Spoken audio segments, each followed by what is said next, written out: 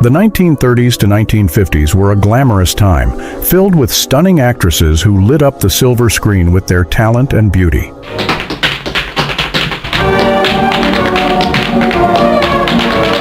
But behind the scenes, Hollywood's golden age, stretching roughly from the late 1920s through the early 1960s, gave the world some of the most glamorous, talented, and magnetic women ever to grace the silver screen. Their faces filled movie palaces from Lahore to Los Angeles. Their names were spoken with reverence, their photographs pinned to millions of walls. They were goddesses, icons, legends. But peel back the velvet curtain, and a very different story begins to emerge. Behind the studio lights, away from the publicity photographs and the carefully scripted press interviews, some of these celebrated stars could be ruthless rivals, tyrannical colleagues, and deeply difficult human beings. They clawed, schemed, manipulated, and sometimes outright terrorized the people around them. Directors, co-stars, servants, and in some heartbreaking cases, their own children. Today we count down 20 of the most notoriously cruel, difficult, and controversial actresses of Hollywood's golden age. Some of these stories shocked the public when they first came to light. Others have only recently been pieced together from memoirs, court records, and the testimonies of those who survived close proximity to these formidable women. This is not about erasing their legacies. It is about telling the whole truth. Miriam Hopkins was one of the more technically gifted actresses of early sound-era Hollywood, with luminous performances in films like Trouble in Paradise and Dr. Jekyll and Mr. Hyde. However, her colleagues knew a very different side of her. Hopkins had a reputation for scene stealing that went far beyond simple competitiveness. Directors and co-stars repeatedly reported that she would deliberately try to upstage whoever she was working opposite, repositioning herself, altering blocking, or even speaking over her fellow actors' lines without warning. Her feud with Bette Davis was one of the most venomous professional rivalries in Golden Age Hollywood. Davis, who was never shy about expressing her feelings, listed Hopkins alongside Joan Crawford as one of the most loathsome people she encountered in her career. The two women made several films together, and by most accounts from those present, the tension on set was extraordinary. Hopkins reportedly made working conditions as difficult as possible for everyone around her whenever she felt her status was being challenged. Directors frequently had to mediate between the two women, often exhausting entire shooting days on what should have been straightforward scenes. Gloria Swanson was perhaps the definitive star of the silent film era, imperious, extravagant, and consumed by a sense of her own greatness. Her personal behavior was the stuff of legend long before her career faltered. Swanson demanded levels of deference that left studio staff and co-workers bewildered. She reportedly insisted on being treated as literal royalty on set, expecting crew members to address her with exaggerated formality and to vacate certain spaces when she was present. Her profligacy was astonishing even by Hollywood standards.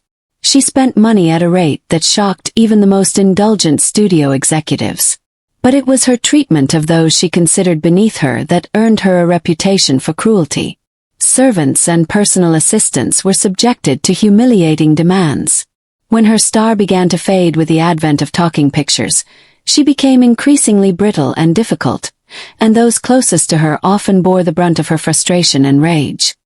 Her famous comeback in Sunset Boulevard mirrored her real life with uncomfortable accuracy, a faded queen who could not let go. Tallulah Bankhead was one of the most electrifying, boundary-obliterating personalities Hollywood ever produced, and she was the first to acknowledge that she was not always a pleasant person to be around. Born into Alabama political royalty, she arrived in New York at just 15 and quickly discovered that she could get away with almost anything. She used her connections, her wit, and her sheer force of personality like weapons. Bankhead was investigated by British authorities in the 1920s for allegedly pursuing sexual relationships with underage students at Eton College during her time in London. Whether those specific allegations were ever substantiated, the broader pattern of predatory and exploitative behavior toward those she considered conquests was well documented by people who knew her. She openly boasted about her substance use, her hundreds of sexual partners, and her complete disregard for the feelings of others.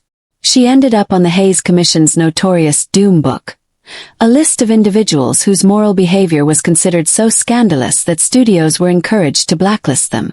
When told of the listing, Bankhead's response was characteristically defiant and contemptuous. Her self-destruction was impressive, but so was the collateral damage she left in her wake. Lana Turner's personal life was as turbulent and dramatic as any of her films. She went through 7 marriages, had numerous destructive relationships, and by most accounts was a deeply difficult person to love and an even more difficult person to work for. Her famous discovery, supposedly spotted at a soda fountain on Sunset Boulevard as a teenager, launched one of Hollywood's most quintessential glamour careers, but the woman behind the platinum hair was brittle, demanding, and capable of breathtaking cruelty toward those who served her. The most shocking chapter of her life came in 1958, when her 14-year-old daughter Cheryl Crane stabbed Turner's abusive boyfriend, Johnny Stompanato, to death during a domestic confrontation. A jury ruled the killing a justifiable homicide, but the episode drew a harsh spotlight onto Turner's chaotic private world and her failure to shield her daughter from a dangerous man she knew to be violent. Many who knew the family felt that Turner's vanity and self-absorption had created the conditions that led to that terrible night. Her daughter later wrote candidly about growing up in an environment defined by her mother's needs rather than her own. Hedy Lamarr is remembered today for 2 things: being called the most beautiful woman in the world, and co-inventing a frequency-hopping communications technology that laid the groundwork for modern Wi-Fi and Bluetooth. What is less celebrated is her reputation for manipulation and self-serving behavior throughout her career. Lamarr was brilliant but calculated, using her beauty and intelligence as tools to extract maximum advantage from every situation she found herself in, often at the expense of business partners, husbands, and collaborators. She was famously shoplifting from a Wilshire Boulevard store in 1966 at a time when she had more money than most small nations.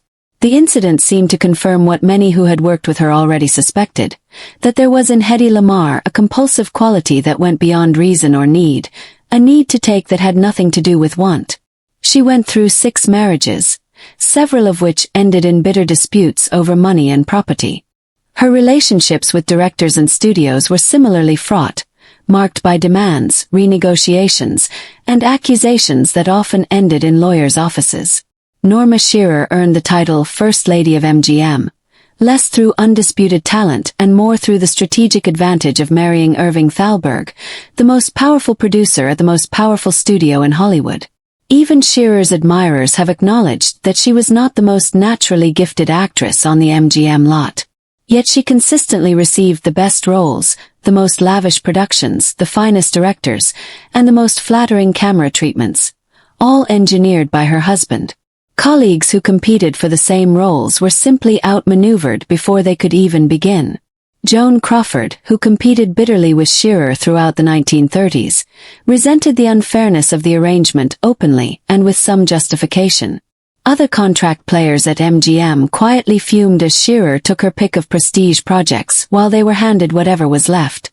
After Thalberg died in 1936, Shearer's star faded rapidly, and some of her contemporaries felt that this proved what they had long suspected, that her position had depended entirely on the power she derived from her marriage rather than from anything earned on her own merits. She retired in 1942, and for the remaining 4 decades of her life, was rarely seen in public. The First Lady had always been a title built on someone else's authority. Veronica Lake's signature peekaboo hairstyle made her one of the most instantly recognizable stars of the 1940s, but she was known on sets throughout Hollywood for a volatile temperament that made her genuinely dangerous to work with. She was frequently at war with directors, co-stars, and studio executives.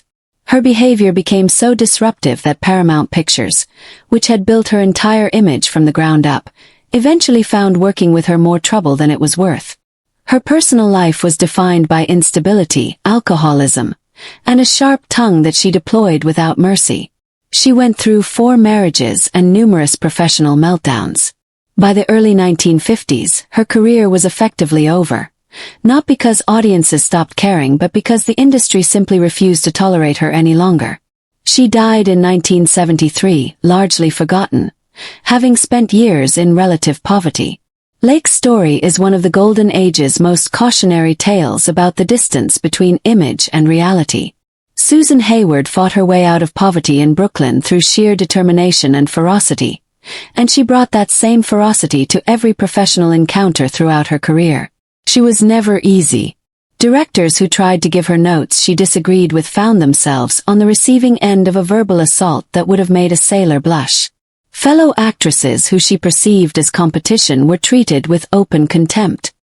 Her personal life was marked by a bitter divorce from actor Jess Barker in the early 1950s that became genuinely ugly, involving custody battles over their twin sons and allegations of mutual cruelty. The tabloids covered every moment with relish. Hayward later attempted to take her own life during this period, a sign of the tremendous internal pressure she was under. But even those who felt sympathy for her private struggles acknowledged that she was a profoundly difficult woman in professional contexts, demanding, suspicious, and quick to assume the worst of those around her. Ava Gardner was widely considered by many directors and co-stars to be one of the most beautiful women ever born, and she knew it. That knowledge gave her a sense of entitlement that she wielded like a blunt instrument throughout much of her career. She was famously difficult on sets, frequently arriving late, refusing direction she disagreed with, and treating studio rules as mere suggestions.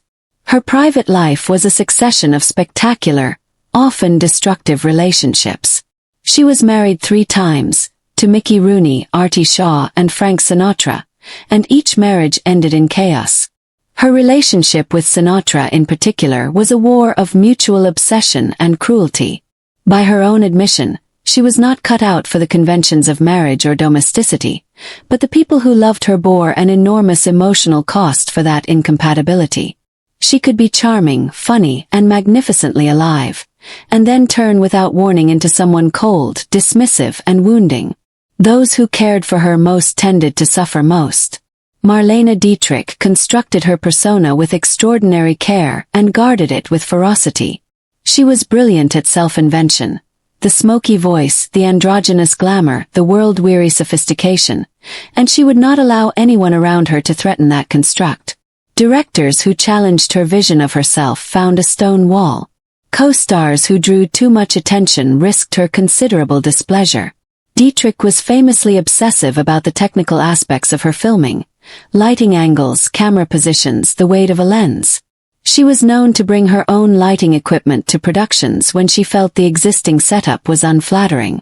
While this dedication to craft was real, it also consumed enormous amounts of production time and created resentment among crews who were there to do their jobs and found themselves constantly accommodating one actress's demands. She was also known to be brutally dismissive of younger actresses she perceived as rivals, using the weight of her legendary status to diminish rather than encourage those who came after.